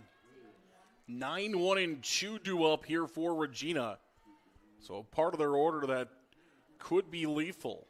Just kind of get the feeling that Regina is in for a big inning at some point here. They're going into their 3rd time through the order after White. They've led off every inning with a base runner. They've had a lot of innings that they left multiple base runners on. Just feel like at some point here they're going to punch a bunch across. See if Cardinal can keep them from doing that. The 1-1 is low and away for a ball. Now 2 balls and 1 strike that counts. White, you see her there. 0 for 1 so far today. Struck out in her first at-bat. 294 this season. 2-1 is outside for a ball. Lefty back-to-back. Actually, with White here in the 9th spot, that would be 3 straight with Neibauer and Kleppe to come. It's all great until you bases loaded and you get that lefty up. And that'll be inside for ball 4. A 5-pitch walk to start off the half inning. 9-hole hitter Maggie White is on, the right fielder. And now it's top of the order here for Regina. And Hickenbottom going to have to work on some trouble here in the bottom half of the 4th. And what do we say before the game, Regina? 9 runs a game, right around there that they've been scoring. Just over, yeah. Hickenbottom's done a nice job keeping them in check so far, but again, now 4 for 4 in games or in innings of getting that leadoff runner on, and that allows you to do a lot as Neibauer does watch that first strike, though. No balls and a strike that counts on Lily Neibauer, who has been in the circle today for this Regals team. Showed bunt, takes, called strike 2. That changes things. Yeah, will either bunt or slap. the softball and was going to go bunt there, pulled it back. And now down on the count 0-2. This would be a huge out for Hickenbottom. And she'll get it. Swing and a miss, strike 3. Hickenbottom finds the strikeout of Neibauer. And the first out is recorded. Not out of trouble yet, but a big first out for McLean Hickenbottom.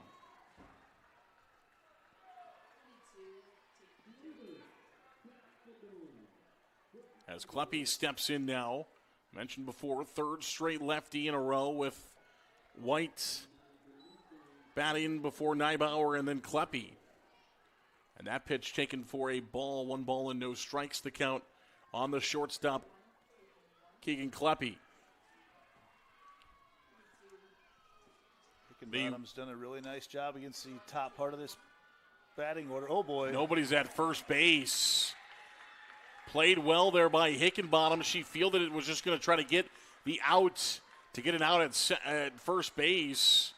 But the charge from the first baseman, nobody there at second base to cover, or from second base to cover, I should say.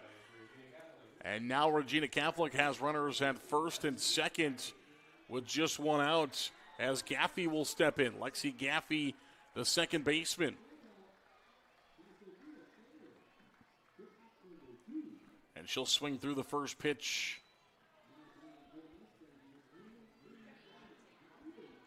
0-1.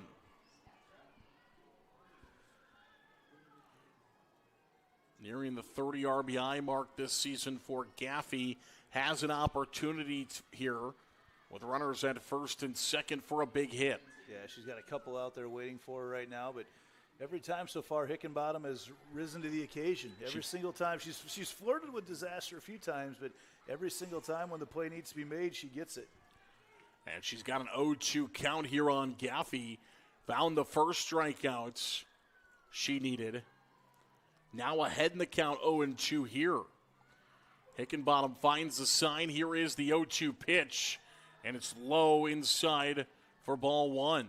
Serta, too, does a really nice job behind the plate because it's 0-2 and put a lot of faith in your pitcher putting one unhittable on you when you got a catcher like Serta back there behind the plate. The 1-2 pitch in the air towards center field. Bissell is underneath it. We'll see if there's a tag. It comes in far enough that no chance to tag, and a great play by Bissell in center as that ball kept coming in. And that forces Regina not to be able to tag there at second. Well, and another opportunity for Hickenbottom to get out of a leadoff base runner, which she's done time and time again tonight. So White remains at second base as Armentrout steps in from the right side. And Hickenbottom again trying to work out of danger, and she'll get a first pitch strike. Hickenbottom really, just looking at the stats right now, 3 hits is all, 4 hits. She's given up 5 hits. This one in the air. 5. Yep, there's one I'm missing there.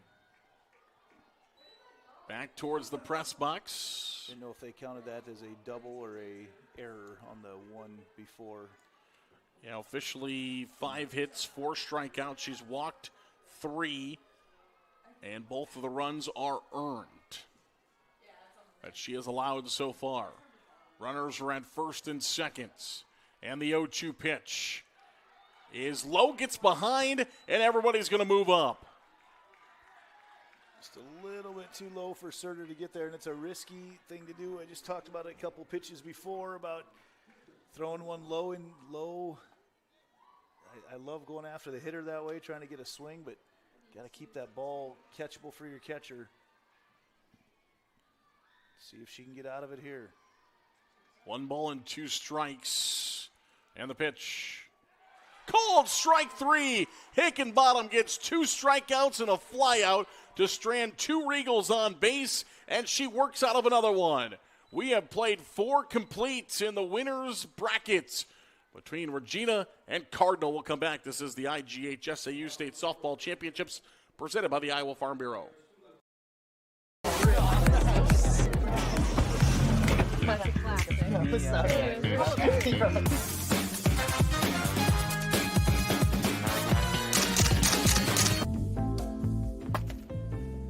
Excuse me, man. You dropped this. Oh.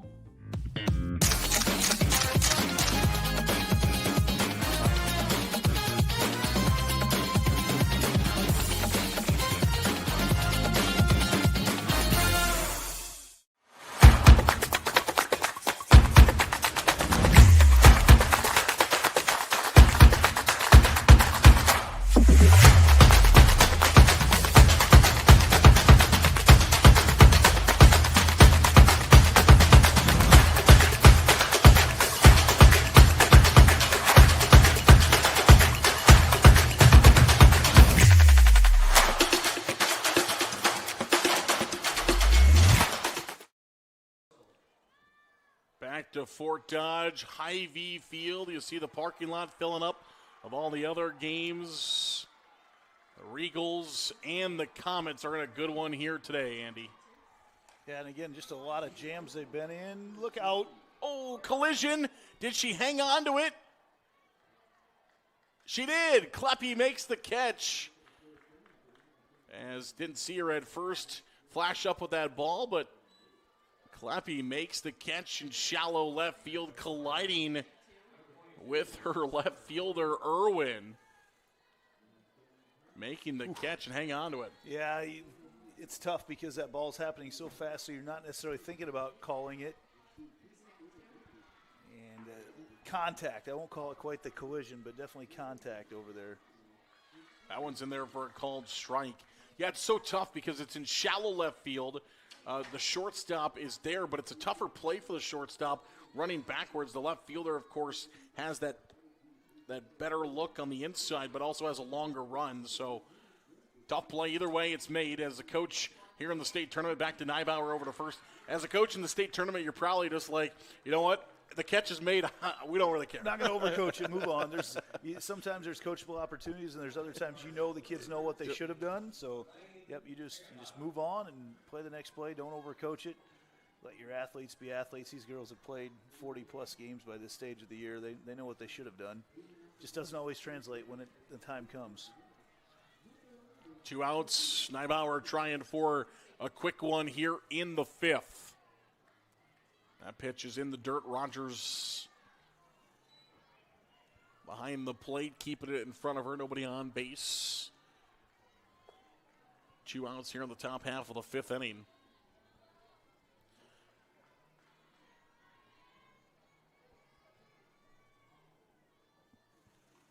The 1-0.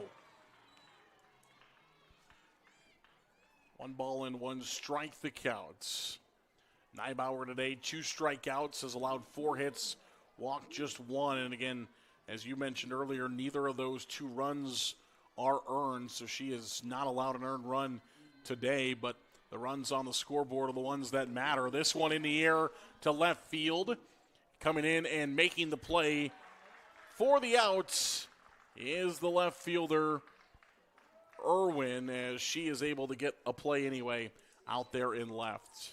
That'll end the top half of the fifth inning. We'll go to the bottom half of the fifth next. This is the IGHSAU State Softball Championship presented by the Iowa Farm Bureau. Life's buzzing with energy. From the delightfully routine, to the novel and exciting, to the truly uncharted. With all that life brings, it's easy to lose track of what powers all those moments, our health. At Mercy One, our caring doctors focus on just that, powering health, from the everyday to the extraordinary. So you're ready for what life brings next. Find care at mercyone.org/healthpowerslife. Something exciting is growing on Iowa farms these days. Innovation. From tractors that seed, weed, and harvest with data-driven precision to drones that scout or plant cover crops to protect soil and water. Even our animals live in smart homes with round-the-clock care. Technology keeps your food safer, water cleaner, and makes us more sustainable. Because what we do here benefits everyone here. Life on the farm makes everyone's life better. Back to Fort Dodge. We go to the bottom half of the fifth inning as it's stretch time here in Fort Dodge in this Class 2A winners bracket game between Cardinal and Regina.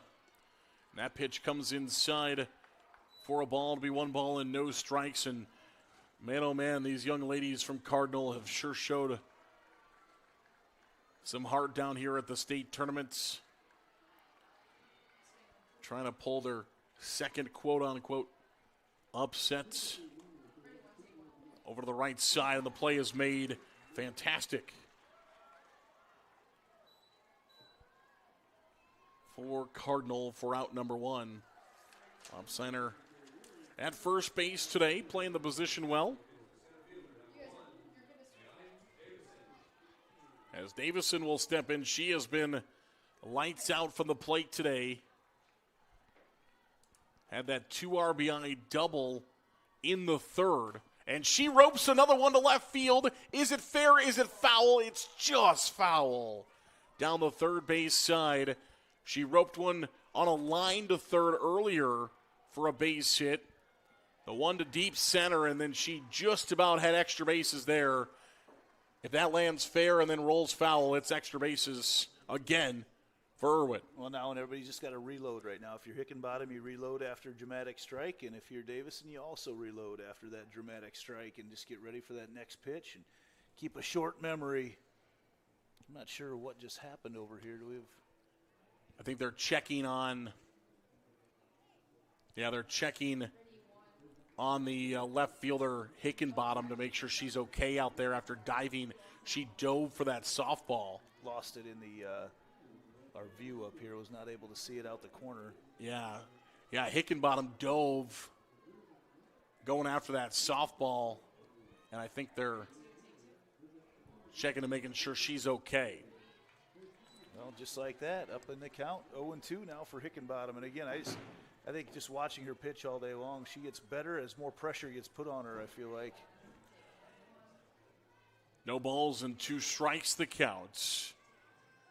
Hickenbottom trying to get out of Davison here. This one's in the dirt for a ball.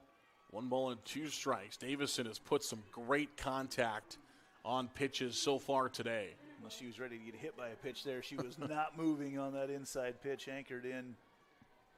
Especially with one in the dirt, you'll take that one the easy way. The 1-2. This one is lined out into center field. It'll be a 3-for-3 day for Davison as she's back aboard. Just great hitting. I mean, you get behind in the count early, you wait to see your pitch that you want. Gets a little jig over there at first base. And try to dance her way into that go-ahead run. First single of the day for Davison, as she had those 2 doubles that we were talking about. Can really see the wind blowing out there right now. It will be Hayes. We were wondering earlier who was going to be taking the at-bats here in Klein's position, and it will be Hayes. So having her first at-bat of the year is Haynes. First varsity at-bat. Yep, first varsity at-bats of the season here in the second round of this state tournament. She pops it up behind the catcher. Surter couldn't find that. I'm not sure she could have got to it anyway, but when you're looking right into that sun as you turn around and look for it, that can blind you in a hurry. Tough situation here for Haynes to be in.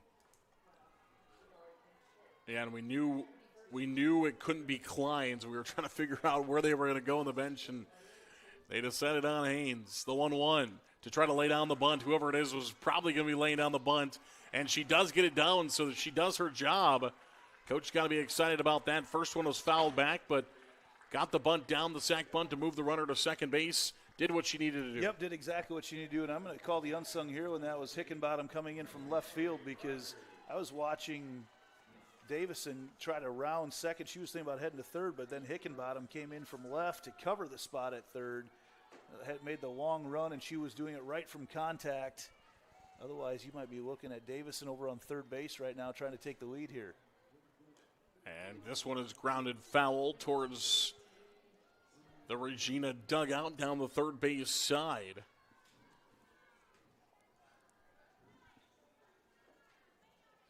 As we have our Rogers in there to bat, the catcher. We've got 2 outs right now, right? The scoreboard's wrong. I was looking at the.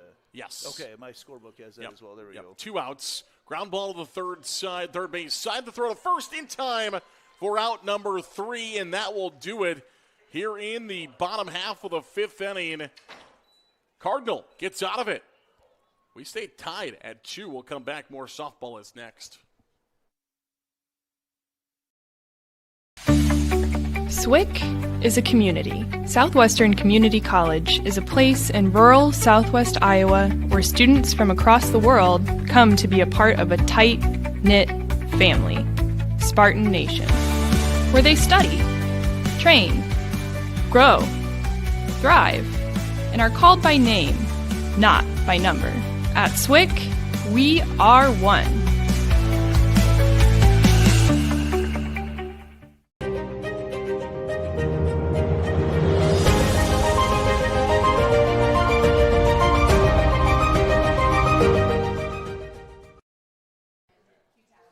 Back to Fort Dodge. There's a look at Neibauer getting set for the top half of the 6th inning. We're in a good one here. Comets and Regals tied at 2. Loser will play again at 7 o'clock tonight. The winner is off. And for Cardinal, trying to get things restarted. Both teams have put a ton of base runners on in this contest. But the pitchers have continued to find ways to get out of it. Yeah, every single time. And we've seen a lot of balls get put into play, so also credit to the defenses for coming up when the time is needed. And, just looking at the stats right now, Neibauer's got a couple strikeouts on the day. Hickenbottom with 4 right now, so neither pitcher is buzzing it by everybody, but they're pitching to contact and getting the easy outs from their infield. 74 pitches so far in the day for Neibauer. She's thrown 51 strikes and 23 balls against 21 Comet batters. It's a good leadoff batter here right now for the Comets because Brown 2 for 2 on the day, single and a double. Maybe get something going for them here in the top of the 6th. The outs, the opportunities are fleeting. First pitch for a strike. 4, 5, and 6 all due up. What a gorgeous day for softball out here, too. Wow. Especially considering what we sat through yesterday. It was a good day to be in the air. Today we've got the windows open. And that'll be strike 2.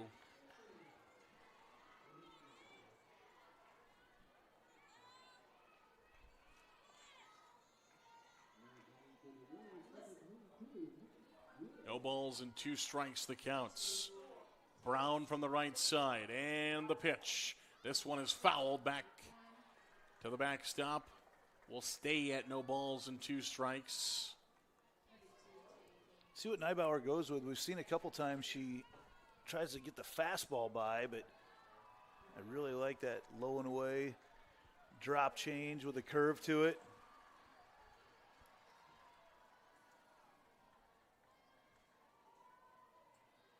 Set and the 0-2 is, right back in Neibauer. She knocks it down and throws it to first, plays the position well.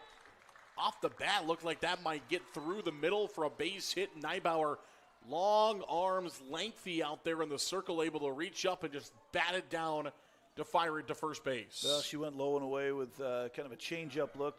Just not as fast a fastball as she's thrown, and got Brown out on her front foot. It's not enough behind it to get it out of the infield. Serter steps in now from the right side, and that pitch is in there for a called strike. I feel like both these pitchers have gotten stronger as the day's gone on. One of them's going to have to pitch again tonight.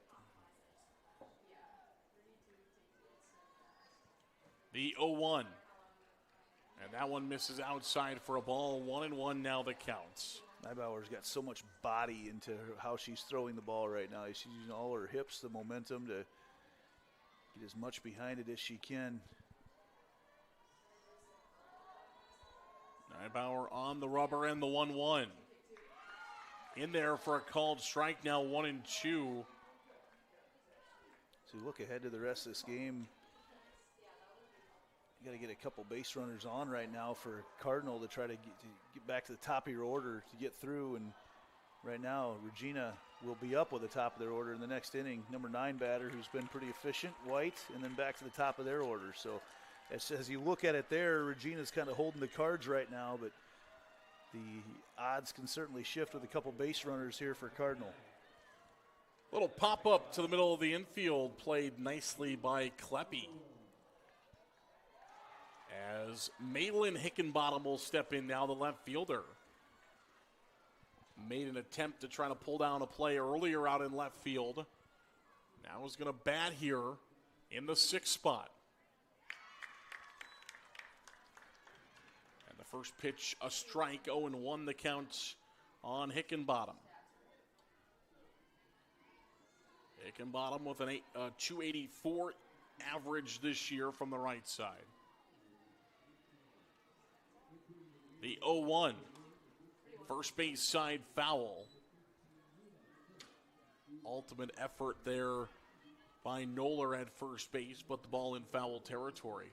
Noller got pretty dirty. I might have tripped on the base, actually, as she was going over there. Gets a little chuckle from Gaffey as well.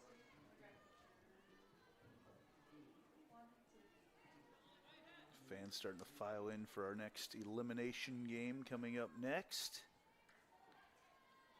No balls and 2 strikes the counts. The 0-2 is low for a ball. She likes it.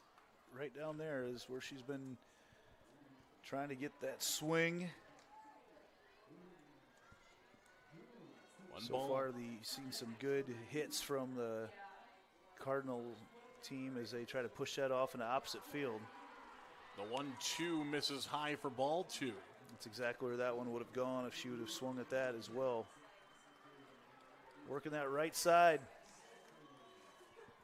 2 balls and 2 strikes the counts.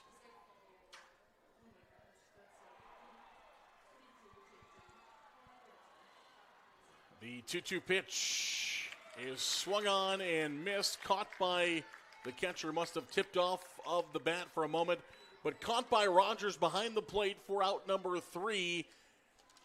And that's all for Cardinal in the top of the 6th. We'll go to the bottom of the 6th after this. The IGHSAU State Softball Tournament presented by the Iowa Farm Bureau.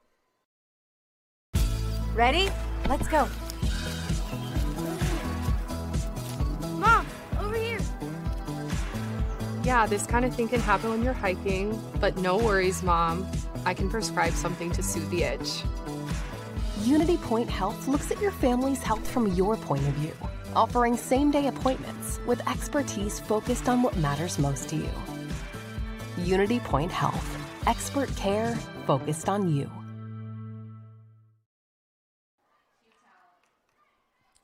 Back to Fort Dodge we go as you see Hickenbottom finishing off her warm-up pitches, bottom half of the 6th inning. And we have got a fun one here between Cardinal and Regina. Here in the winner's bracket, again, neither of these two teams eliminated with the loss, but both teams playing right now like they would be eliminated with the loss. Both know how important a win is. Get to kick your feet up and enjoy the rest of the day. Watch some softball maybe. Come back tomorrow morning. And come back tomorrow morning for a chance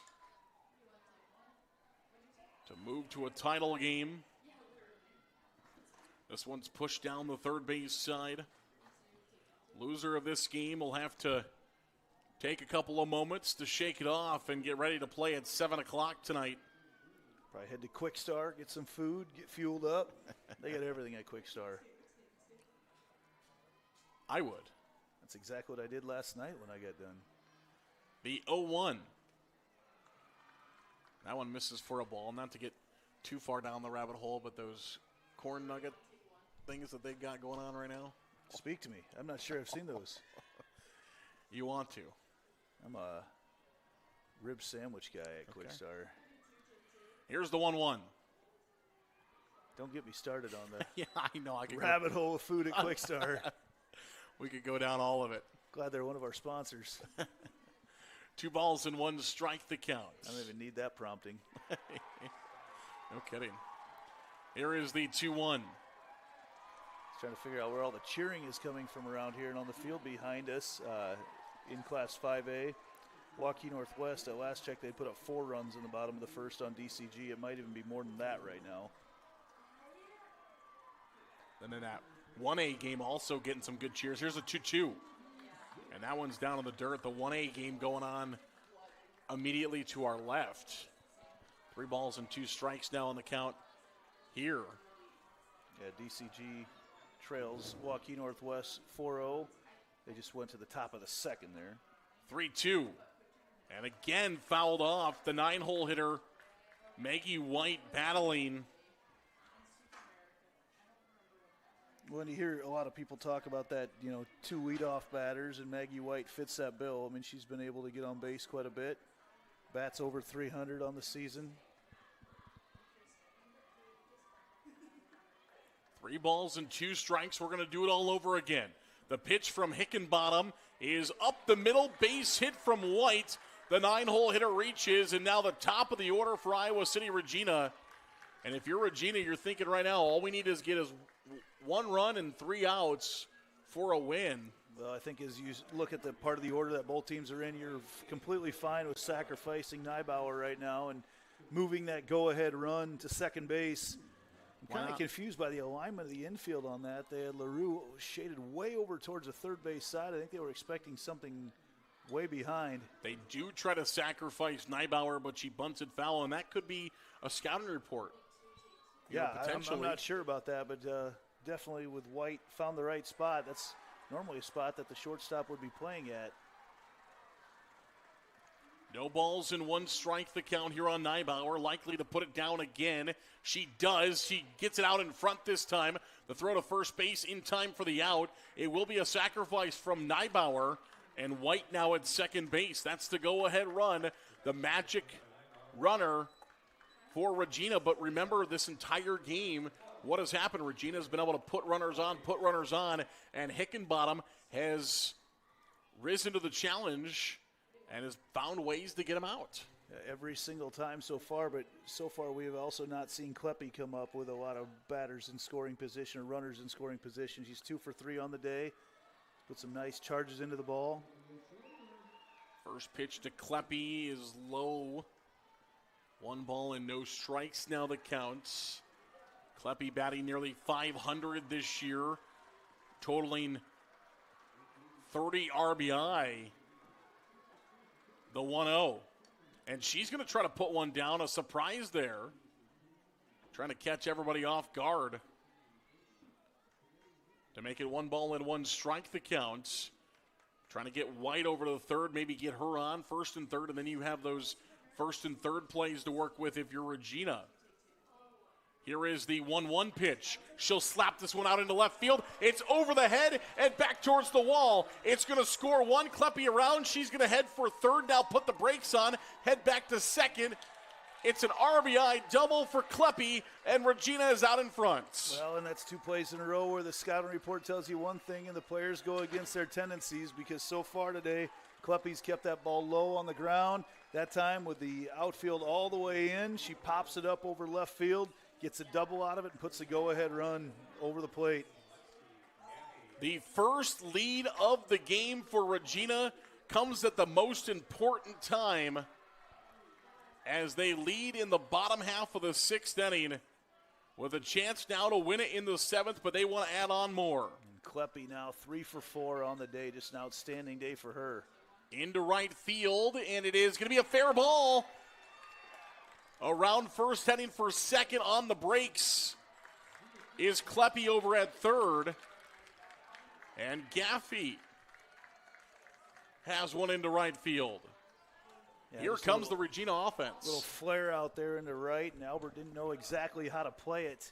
I think she did it the right way. I think had to play it safe, because if she dives and does not get that ball, it continues to roll, and you're probably looking at a couple more runs coming across.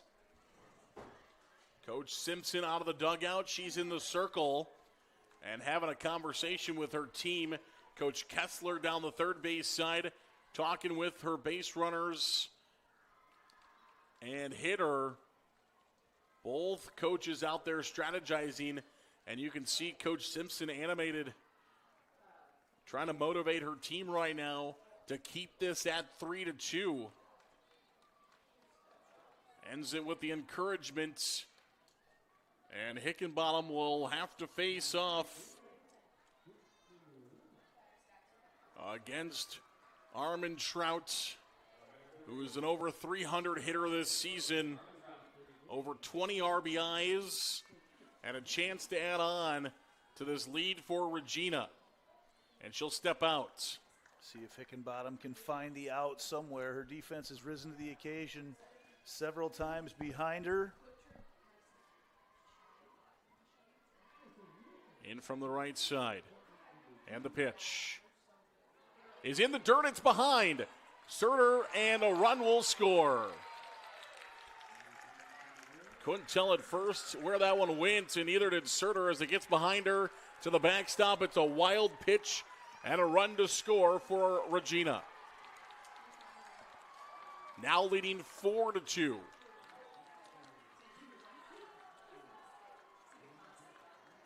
Armand Trout back into the box. 1 ball and no strikes to count. Here's the pitch. And that one misses for ball 2.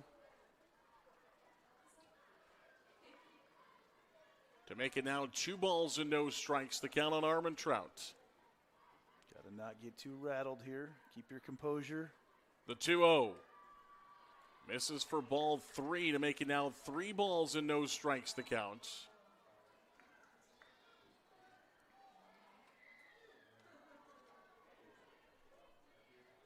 And in trouble of walking to put another runner on. Here's the 3-0, and that's going to miss for ball 4. Gets behind, another wild pitch, and the run will score.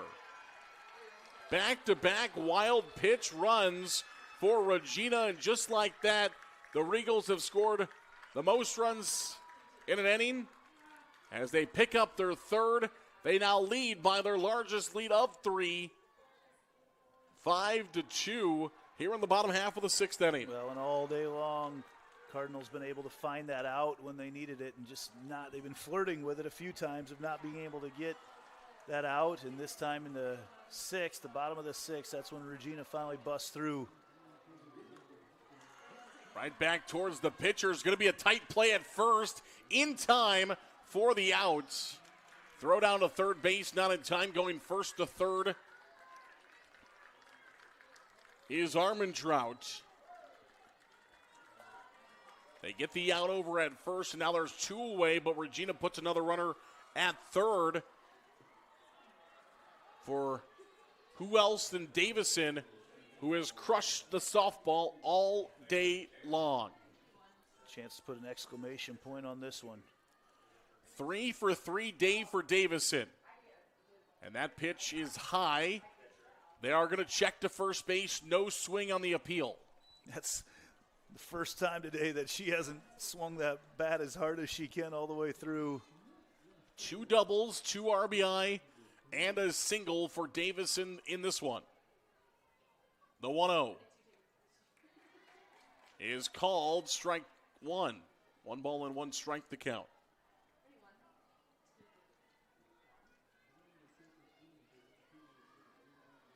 See what, well, first of all, getting the out here, but see what the Comets have in their bats. And it's a 4 for 4 day with 3 RBI for Davison as she grounds one between third and short.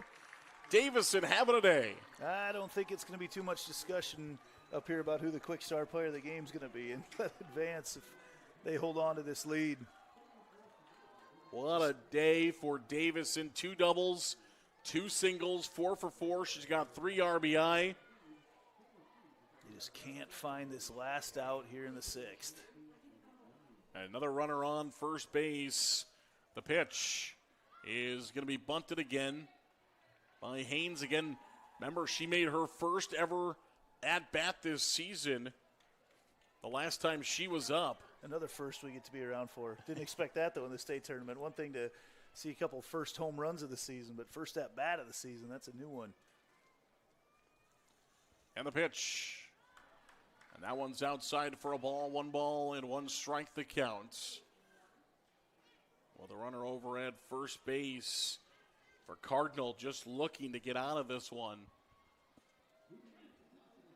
They're going to need at least 4 already in the top of the 7th and don't want that number to inflate any further. 1 and 2, and Hickenbottom now a strike away.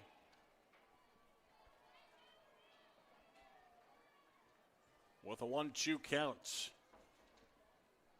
The set and that 1-2. Swung on and missed. There's a strikeout for Hickenbottom. That'll be strikeout number 6 of the day for her, but the damage has been done. Regina scores 4, leads by 4, and will need 3 outs in the top half of the 7th to advance to tomorrow without a loss. We'll come back and see if they can do it. The IGHSAU Digital Network is powered by Mid-American Energy Company. At Mid-American Energy, we're one company serving 1.6 million people who all need energy that's available 24/7. That's why we work 24/7. That's why we make investments in our systems that make us more resilient to extreme weather. That's why we generate power from all available resources to cover the variables in supply and demand. And that's why when the power is knocked out, we work around the clock to restore power to you. Mid-American Energy, obsessively, relentlessly at your service.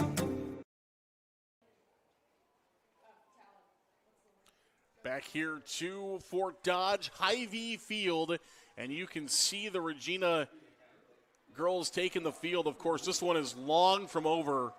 Cardinal definitely has the firepower to get back into it, but we haven't seen Regina as, as hoppy in the step when they come back out defensively as we did this time. The infielders jumping around a little bit. The outfielders were as well. No, they're in a pretty good position, but again, this Cardinal team has the power, has the bats to score the 4 runs. Will be tougher on Neibauer. They're going to have to do it with the bottom part of their order, 7, 8, 9, Hickenbottom, Sainer, Albert. Couple opportunities on the base paths, though that part of the order is 3 for 6 on the day. So they have put a few on, but going to have to capitalize here, and just no room for sacrifices here either. And the first pitch is swung out and missed by Maverick Hickenbottom, the designated player, as Andy was mentioned, 7, 8, 9. But if you can get 1 or 2 of 7, 8, 9 on, maybe you have 1 out, top of the order comes up, that could be a path here for Cardinal. But one of those back half 3 have to get on, the 0-1. A frame job by Rogers behind the plate, doesn't get the call, the 1-1. Doing her splits back there. She was doing everything she could to pull that ball from outside the zone back inside the zone. But our umpire behind the plate right on top of it. That one was off the plate. 1 ball and 1 strike the count. And the pitch. This one in the air towards center field, and it's going to bloop in. A base hit for Maverick Hickenbottom. And that is what the doctor ordered for this Cardinal team as the Comets have their leadoff runner on. 1 of 4 runners that will eventually need to come across. Well, it starts with 1, and that's where they go with it right now. And now you come up with Sainer, again, taking the opportunity to sacrifice anything out when you need 4 runs. But who knows? You get back to the top of the order right now with an out to play with. See what the Comets can come up with here. The pitch to Sainer. She's going to try to lay down a bunt. Now a pick back at first. Is it in time? It is not. I think the ball, So I think the ball did get there in time, but it was bobbled over at first base. They could have had an argument for obstruction there, too, with the ball not being there yet when Noah was coming in to try to make the play.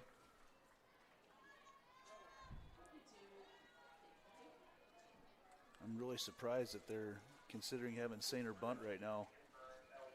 The 0-1 is swung out and missed by Sainer on a high pitch. Now no balls and 2 strikes the count. Definitely won't be now. Nope. Sainer and then Albert. Albert has poked the ball a little bit as well in the 9 spot. No balls and 2 strikes to count here on Sainer. The 0-2 pitch is off the plate for a ball, 1-2.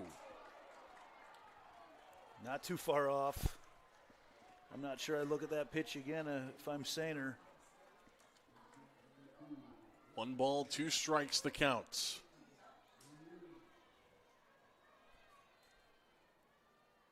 Neibauer off the end of the bat. It will be caught over at third base.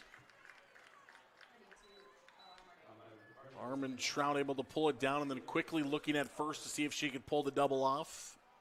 So they get 1 out, Regina does. 1 away. They're 2 outs away from advancing in the winner's brackets. Cardinal needs 4 runs at least. Albert's had a hit today. She has, and she'll poke that one down the first base side. Albert, and then the top of the order, Bissell, LaRue, and Hickenbottom. The first 3 in the order for Cardinal. As Albert steps back in. The 0-1.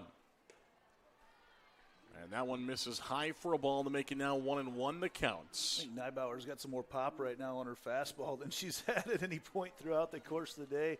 That lead got her pretty excited to head back into the circle. That, and she knows that as she can expel everything. Here's the 1-1, right back up the middle. They're going to go to first. Did not try to go to second for that double play. Instead, just wanted to get the sure out. She turns around, throws it to second, throws out into center field. Then they've got problems. Just take the out. Absolutely, with a 4-run lead, absolutely the right decision. Take the out over at first base. And, you know, not all situations are created equal. Normally, early in the game, you'd say turn around, go to second, maybe take the opportunity for 2. But take the out right there. Forget all about that runner out at second base. That runner means absolutely nothing. Here's the pitch.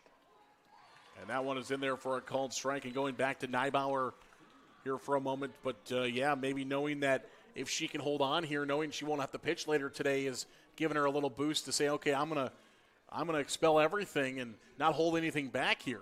She's pretty competitive. I'm guessing there hasn't been much held back. It just gives you a little burst of adrenaline to come back out there with a lead right now. And she's going against the batter at the top of the order. Bissell's hit her pretty hard a few times, so see if Bissell can try to keep this game going for the Comets.